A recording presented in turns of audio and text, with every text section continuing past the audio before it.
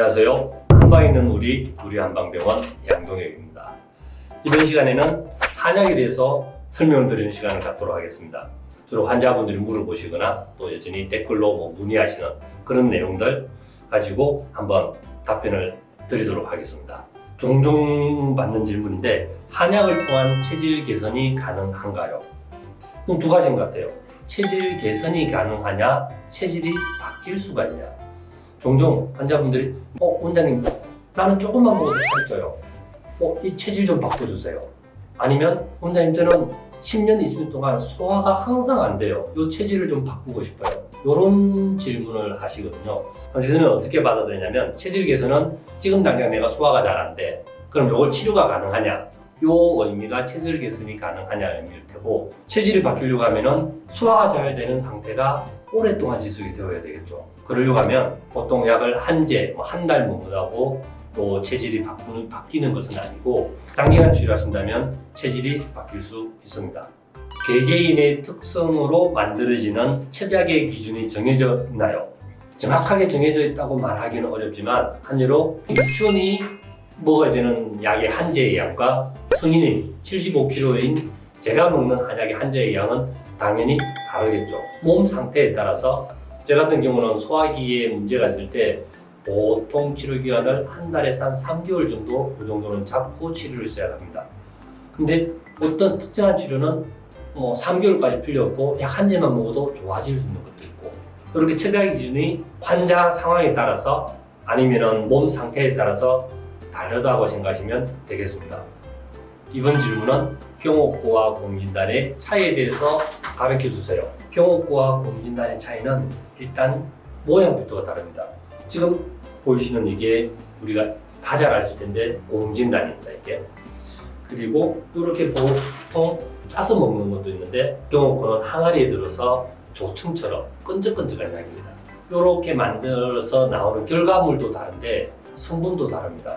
공진단에는 사양, 녹용, 당기, 산수유 4가지 약재가 들어가서 구슬 모양으로 환을 빚어서 만드는 한약이죠. 동의보감에 보면 타고난 기운이 약하고 체질이 허약할 때 원기를 보강하고 신수를 오르게 하고 심화를 내리게 하여 100가지 질병이 생기지 않도록 막아준다라고 설명을 하고 있습니다. 100가지 질병이 생기지 않는다는 표현은 상징적으로 받아들여서 그만큼 몸의 면역 기능이 강화되어서 일반적인 질병에 잘 걸리지 않게 도와준다라고 받아들이면 되겠습니다. 실험을 해서 논문으로 밝혀진 공진단의 효능을 보면 항산화 작용이 있고 면역 체계를 강화시켜준다. 특히 중추신경계의 질환을 개선시켜주고, 우리 몸의 염증 반응, 스트레스로 생긴 우라병 이런 쪽의 질병에는 효과가 뛰어나다 하고 논문에서 밝히고 있습니다. 경옥고에 대한 효능은 사실은 둘 다 보약이기 때문에 효과가 유사한 면이 있습니다. 경옥고에는 지황, 인삼, 그리고 복령, 그리고 복밀, 백밀 이렇게 4가지 약재, 똑같이 4가지 약재가 들어가는데, 경옥고 같은 경우는 기본적으로 우리 폐 기능이라든지 아니면 신장의 기능을 강화시켜줍니다. 근데 둘 다 보면 공진단도 경옥고도 둘 다 피곤하다? 둘 다 해당이 돼. 내가 눈이 침침하고 좀 힘이 없어. 해당이 돼. 그리고 내가 평소에 약해가지고 감기에 잘 걸려? 둘 다 해당이 됩니다. 근데 조금 차이점은 어떤 거냐면, 경옥고 같은 경우는 우리 몸에 기운을 보충하는 그런 기능도 있지만 보혈 보정하는 기능이 많다고 해서 지금 몸이 피부가 좀 건조하고 좀 메마르고 할 때 경옥고가 좀 더 도움이 된다 생각하시면 될 거고, 공진단 같은 경우는 이게 구규를 뚫어준다라는 표현이 있어요. 공진단의 효능에. 그럼 우리 몸의 구석구석 기혈이 순환이 잘 안 될 때 이것을 구석구석 잘 뚫어서 이 몸의 에너지나 산소 공급이나 영양분들이나 우리 기운들이 잘 소통될 수 있도록 도와주는 게 공진단이라고 생각하시면 되고, 이렇게 두 가지 약을 조금 차이를 두시면 될 것입니다. 환자분들이 경옥고와 공진단을 장복했을 때 내성이 생길까 걱정하시는 분들이 계십니다. 걱정하지 않으셔도 됩니다. 제 같은 경우도 경옥고와 공진단을 한의사가 된 이후로 오랫동안 종종 먹어왔습니다.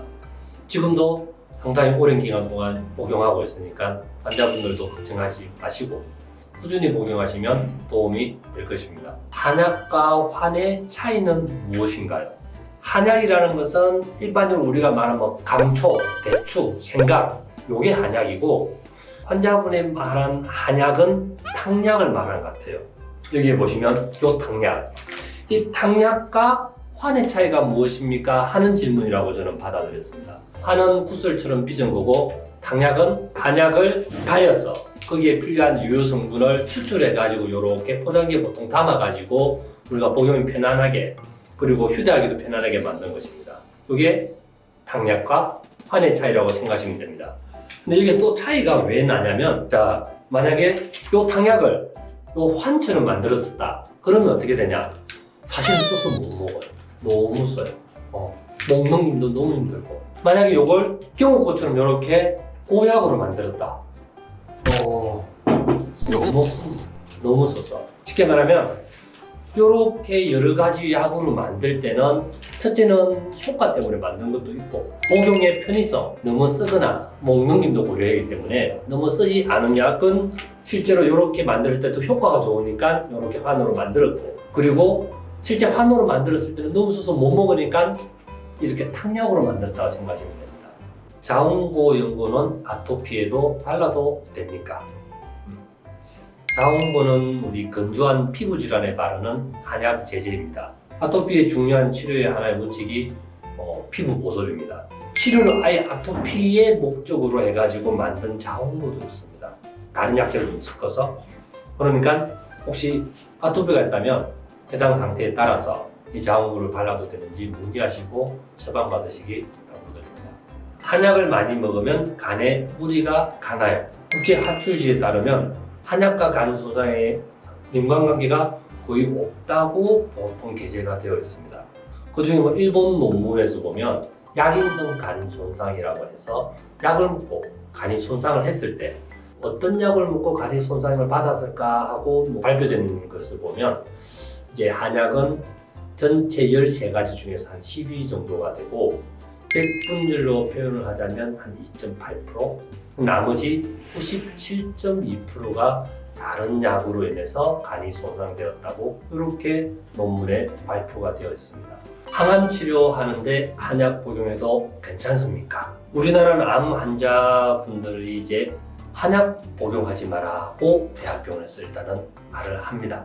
암 환자분들에게 다른 치료를 했을 때 이게 서로의 치료에 대해서 간섭이 생기다 보니까 환자에 대한 치료 결과에 대해서 추적하기가 좀 어려운 부분들이 있습니다. 일본이나 대만, 중국, 아시아권 국가에서 암 환자들을 치료할 때 실제로 한약을 많이 병용해서 사용을 합니다.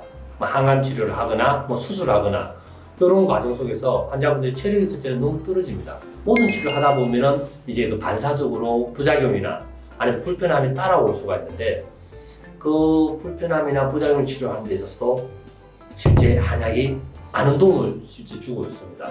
그래서 항암 치료할 때, 우리 암 치료할 때 한약 복용 가능합니다. 그리고 도움을 드릴 수가 있습니다. 이제 우리가 치료라는 것은 딱 이것만 해야 됩니다 하는 정답은 없다고 생각합니다. 환자분들마다 상황도 다르고, 그리고 치료하는 선생님이나 치료 방법도 너무나 다양하기 때문에 그때 상황에 따라서 좋은 치료 방법을 선택하여 좋은 결과가 나올 수 있도록 하면 좋을 것 같습니다. 그리고 혹시나 불편한 부분, 아프거나 궁금한 부분이 있다면 가까운 전문 의료기관을 방문하셔서 진료를 받아보시길 당부를 드리겠습니다. 지금까지 한방 있는 우리 한방병원 양동혁이었습니다.